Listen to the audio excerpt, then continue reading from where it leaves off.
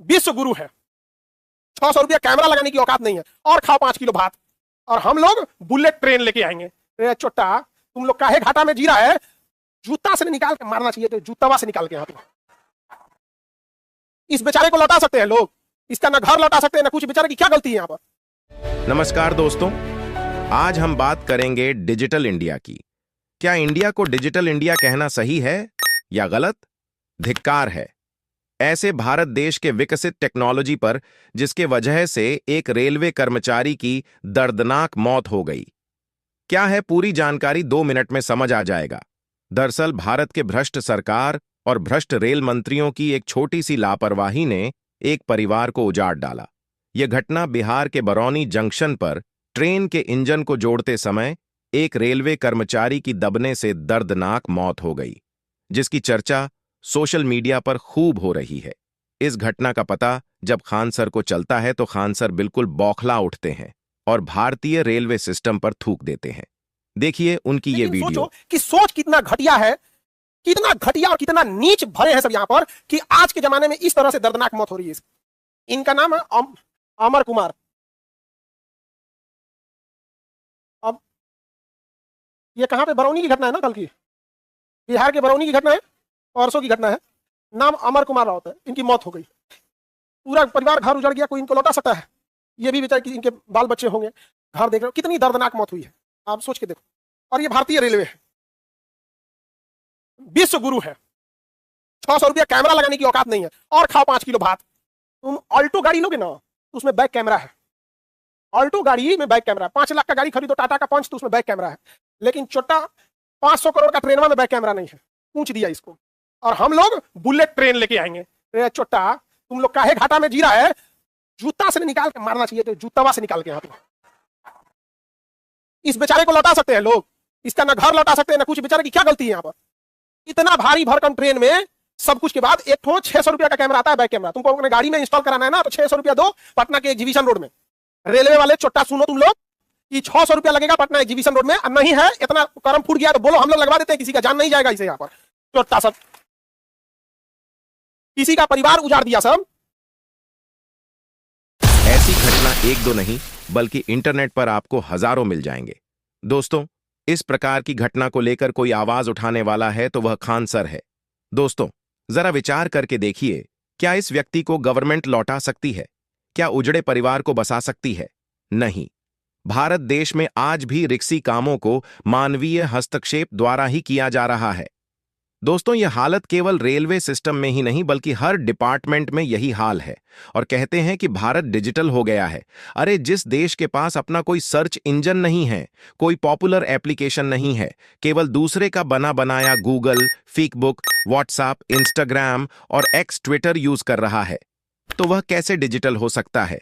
इन्हीं सब लापरवाहियों के कारण भारत देश में बुलेट ट्रेन नहीं बन पाई है और वहीं पड़ोस के देशों में ट्रेनें हवा में उड़ रही है। टेक्नोलॉजियां जमीन से आसमान छू रही हैं। यह घटना हमें बताती है कि हमारे देश में ट्रेनों को चलाने और मेंटेन करने के तरीकों में अभी भी सुधार की बहुत जरूरत है। इस बीच चलिए जानते हैं कि दूसरे देशों में ट्रेन के इंजन कैसे जोड़े जाते हैं। बता दें, कई देशों में ट्रेनों को जोड़ने और अलग करने का काम मशीनें करती हैं, जिससे मानवीय गलती की गुंजाइश कम हो जाती है। इन देशों में ट्रेन चलाने के बहुत सख्त नियम होते हैं, जिनका पालन सभी को करना होता है। साथ ही इन देशों में ट्रेनों और ट्रैक की नियमित जांच होती रहती है, जिससे दुर्घटना होने की संभावना कम होती है। साथ ही इन देशों में ट्रेन चलाने वाले लोगों को बहुत अच्छा प्रशिक्षण दिया जाता है। भारत दुनिया में चौथा सबसे बड़ा रेल नेटवर्क है, लेकिन हमारे देश में कई जगहों पर अभी भी पुराने तरीके इस्तेमाल होते हैं। इसके कारण कई बार दुर्घटनाएं हो जाती हैं और यह सिलसिला भविष्य के लिए भी बरकरार बना रहता है। भारत सरकार और रेल मंत्रियों से निवेदन है कि पुराने तरीकों को छोड़े और नए तरीकों को अपनाएं, और न समझ में आए तो पड़ोसी देशों चीन, जापान और अमेरिका से सीखें।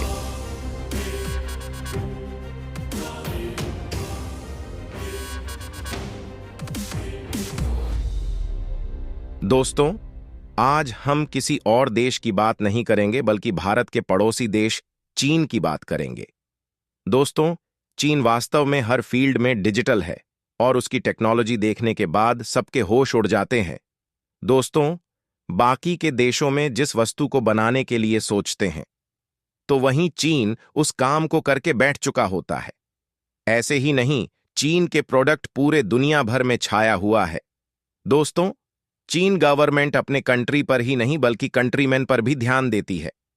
वहीं भारत में हमें लगता है कि गवर्नमेंट केवल कंट्री पर ध्यान देती है, न कि कंट्रीमैन पर। दोस्तों, इस प्रकार के गलतियों को दोहराने के बाद हमें लगता है कि गरीबों के जान की कोई परवाह ही नहीं है। खैर, आज के लिए इतना ही। मिलते हैं अपनी दूसरी वीडियो में। अभी हम आपको चीन के कुछ मुख्य टेक्नोलॉजियों को दिखाएंगे ताकि आप खुद देख सकें कि भारत और चीन के बीच कितना अंतर है। वीडियो में आगे में बढ़ने से पहले वीडियो को लाइक करके चैनल को सब्सक्राइब करना न भूलें। देखिए कुछ चीन के advance technology less video clips. Şimdi aldı bak. Aldı. Altını sildi. Şimdi getiriyor ve yediriyor.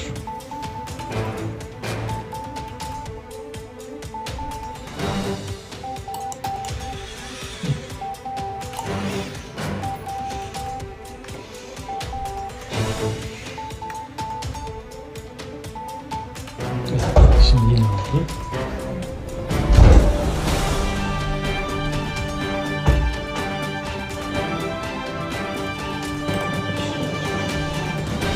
Ladies and gentlemen, welcome to Shanghai.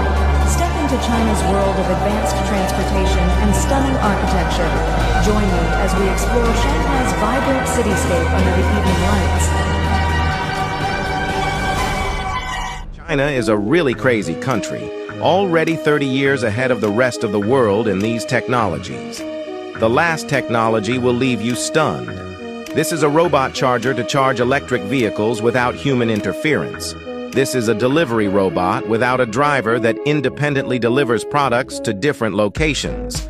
This is a sweeping robot designed to clean public roads.